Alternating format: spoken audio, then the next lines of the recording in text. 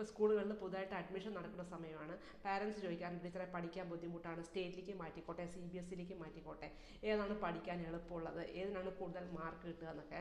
എന്താണ് ഈ state, CBSE, ICSE തമ്മിലുള്ള മേജറായിട്ടുള്ള ഡിഫറൻസസ് ഞാനൊന്ന് പറയാം. ഒന്നാമത്തെ കാര്യം ടെക്സ്റ്റ് ബുക്കിൻ്റെ കാര്യമാണ്.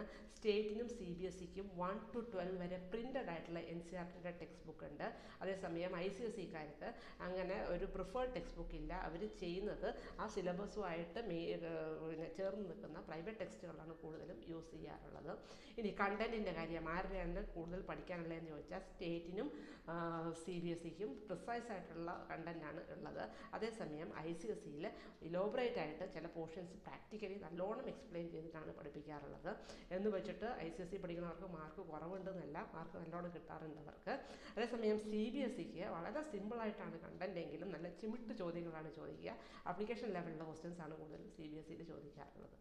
ഇനി മൂന്നാമത്തെ കാര്യം പറയണത് എന്താണെന്ന് വെച്ച് കഴിഞ്ഞാൽ CBSEയിൽ കോമ്പറ്റേറ്റീവ്, അതേപോലെ തന്നെ സ്റ്റേറ്റിനും കോമ്പറ്റേറ്റീവ് എക്സാം നമ്മളിപ്പം നീറ്റ് ചെയ്യുകയൊക്കെ അല്ലെങ്കിൽ സ്റ്റാഫ് സെലക്ഷനൊക്കെ എഴുതുകയാണെങ്കിൽ അവർക്ക് കൂടുതൽ സഹായമാവും.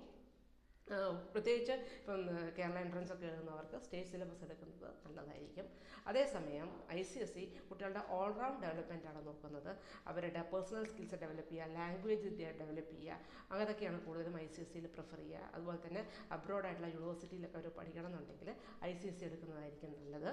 ഇനി പ്രൈവറ്റ് കാൻഡിഡേറ്റ്സിനെ സ്റ്റേറ്റുകാരും CBSEക്കാരും എഴുതിപ്പിക്കാറുണ്ട്. അതേസമയം ICSEയിൽ പ്രൈവറ്റ് കാൻഡിഡേറ്റ്സിന് എക്സാം എഴുതാൻ പറ്റില്ല. ഇനി ഏറ്റവും കൂടുതൽ സ്കൂളുകളുള്ളത് CBSEക്കും സ്റ്റേറ്റിനുമാണ് കേരളത്തിൽ. ഞാൻ പറയാൻ കാര്യം എന്താണെന്ന് വെച്ചാൽ ട്രാൻസ്ഫറൊക്കെ ഒരുപാടുള്ളവർ ഇതൊന്ന് ശ്രദ്ധിച്ചേക്കണം. അപ്പം ഇതൊക്കെയാണ് major difference between CBSE, state and ICSE. Thank you.